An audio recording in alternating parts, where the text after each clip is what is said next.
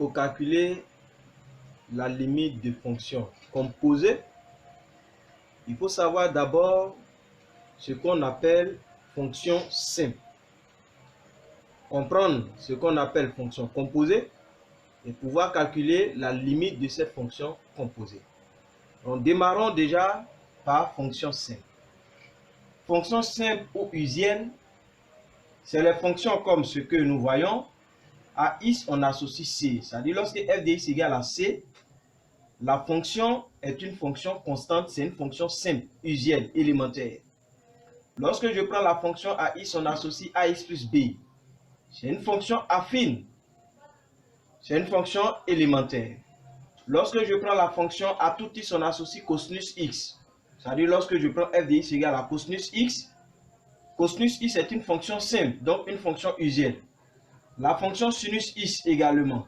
La fonction valeur absolue de x, la fonction x carré, x au cube ou bien xn si vous voulez, c'est un monôme, c'est une fonction simple, une fonction usienne. La fonction ln de x est une fonction simple, la fonction racine de x, la fonction exponentielle de x, les fonctions homographiques, c'est-à-dire ax plus b sur cx plus d, ou encore fonctions rationnelles, les fonctions polynômes, pour ne citer que cela. Ce sont des fonctions simples, des fonctions usiennes. Maintenant, allons-y voir les fonctions composées. Pour les fonctions composées, lorsque j'ai à tout x, j'associe ln de entre parenthèses x moins 1 sur x plus 2. Vous verrez que ce n'est plus ln de x, c'est ln de entre parenthèses, le x a été remplacé par une fonction rationnelle. Je dis que cette fonction, elle est composée, parce que c'est ln, et au lieu de x, à l'intérieur de ln, nous avons une fonction rationnelle. Je prends le deuxième exemple où j'ai à tout x, on associe racine de 1 moins 1 sur x. Vous voyez, ce n'est plus racine de x, mais à l'intérieur de la racine, il y a 1 moins 1 sur x qui est une fonction. Donc, ce n'est plus une fonction simple, ça devient une fonction composée.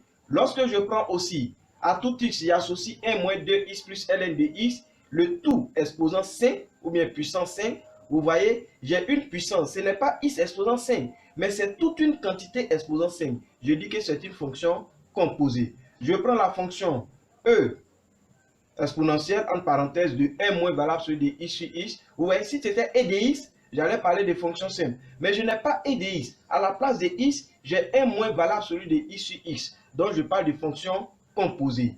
Également, la fonction cosinus entre parenthèses 2x moins plus sur 3 sur 2. C'est aussi une fonction composée. Alors, pour ne prendre que quelques exemples. Donc, nous connaissons la différence entre une fonction simple et une fonction composée.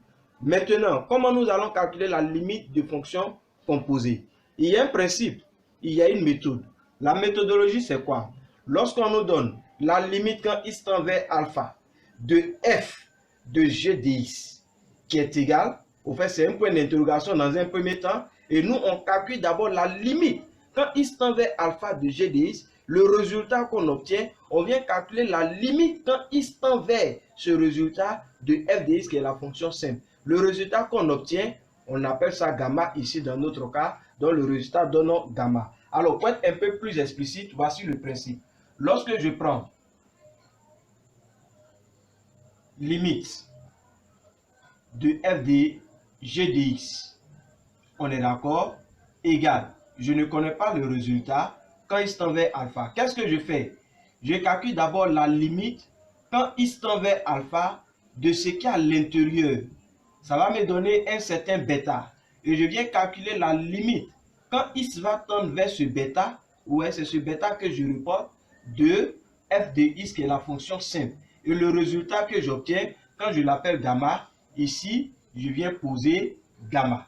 Donc, pour calculer la limite de fonction composée, je calcule d'abord ce qui est à l'intérieur. Quand x tend vers l'élément qu'on nous a donné, le résultat que j'obtiens, je calcule la limite de x de cet élément pour la fonction simple. Et le résultat que j'obtiens, c'est la limite de la fonction composée. Alors, nous allons calculer les limites de ces fonctions que nous avons données, fonctions composées, en utilisant le principe bien donné. Voyons voir.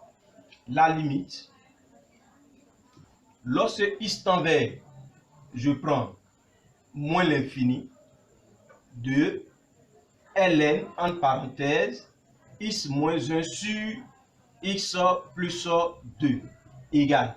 Vous voyez, je ne connais pas encore le résultat. Qu'est-ce que je fais? J'écris K déjà. Au fait, je commence par justifier. Je calcule la limite quand x tend vers moins l'infini de x moins 1 sur x plus 2. Alors, x moins 1 sur x plus 2. Vous voyez le résultat? Je calcule la limite de ce qui est à l'intérieur. Et c'est une fonction rationnelle. X sur x, ça fait 1. Donc, la limite me donne 1. Parce que c'est une fonction rationnelle. Alors, je viens calculer la limite quand x va tendre vers 1 de ln de x. Ouais, c'est la fonction simple. Au lieu d'avoir ln de x, nous on avait une fonction composée. Donc, quand on a calculé la limite de ce qui est à l'intérieur, on vient calculer maintenant la limite de la fonction simple ln de x, ce qui va nous donner 0, puisque ln de 1, ça fait 0. Eh bien, le résultat ici me donne 0. Ce qui concerne le premier cas. Alors, voyons rapidement le deuxième cas. Le deuxième cas, qu'est-ce qu'on nous demande? On nous demande de calculer la limite. La limite, quand x tend vers 0, quand x tend vers 0, 0 par valeur inférieure de racine de 1 moins 1 sur x. On est d'accord? Égal. Qu'est-ce que je fais? Je calcule la limite d'abord. Lorsque x tend vers 0 par valeur inférieure de 1 moins 1 sur x. Alors, x tend vers 0. Ce 0 étant négatif, réel sur 0, ça fait infini. Et comme ce 0 il est négatif, ça fait moins l'infini. Ce moins vient contrer, ça donne maintenant plus l'infini. Et qu'est-ce que je fais? Je calcule la limite quand x tend vers plus l'infini. Parce que c'est le résultat que j'obtiens de racine de x. Parce que c'est racine de x qui est la fonction élémentaire. Et là, j'obtiens plus l'infini. C'est tout simple. Alors, nous allons voir aussi l'autre exemple. L'autre exemple qui nous dit la limite. Prenons rapidement la limite. Lorsque x tend vers plus l'infini de 1 moins 2x plus ln de x, le tout exposant 5. On ne connaît pas le résultat. Donc, je viens d'abord calculer la limite. Lorsque x tend vers plus l'infini de 1 moins 2x plus ln de x. Et là, un bon coup à jouer, quand je remplace les limites, je vous ai dit qu'il faut toujours remplacer les limites par x plus l'infini. Donc, ça fait 1 moins l'infini plus l'infini. Une forme indéterminée, plus moins l'infini plus l'infini, forme indéterminée. Qu'est-ce que je fais? Je mets un x en facteur. C'est-à-dire que même dans la fonction à l'intérieur, nous pouvons avoir quelques complications, mais quand nous avons ces complications, nous levons. Donc, mettre x en facteur, ce n'est rien d'autre que diviser par x. Donc, ln de x sur x. On est d'accord? Et ce résultat va me donner, puisque là, bon, je mets encore k, alors on va justifier encore. Ici, la limite, quand x tend vers plus l'infini, n'est-ce pas, de x égale à plus l'infini. Et la limite, quand x va tendre vers plus l'infini, de 1 sur x moins 2 plus ln de x sur x, le tout égal à moins 2. Et moins 2 multiplié par plus l'infini, le résultat me donne moins l'infini. On est bien d'accord? Donc, ce résultat me donne moins l'infini. Tout ce résultat. Donc, étant égal à moins l'infini, je pourrais mettre ici, bon, le résultat me donne moins l'infini. Acceptons ça comme ça. Et je viens calculer la limite quand x tend vers, donc, moins l'infini. Le résultat qu'on a trouvé de x exposant 5. Ce qui va me donner moins l'infini parce que moins l'infini multiplié par moins l'infini, 5 est impair, donc ça me donne moins l'infini. Et le résultat ici, ça me donne moins l'infini. Alors, c'est des éléments comme ça. Nous allons faire un dernier exemple avant de nous laisser. Nous faisons un dernier exemple. Lorsque nous avons la limite, quand x tend la limite, lorsque x tend vers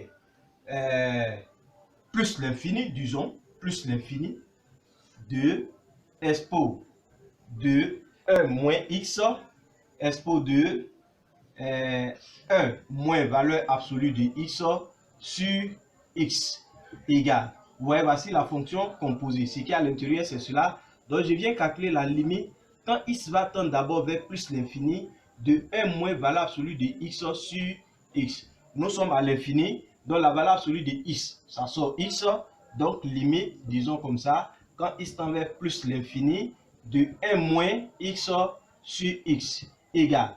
Donc le résultat ici va me donner moins 1, pardon. Le résultat va me donner moins 1.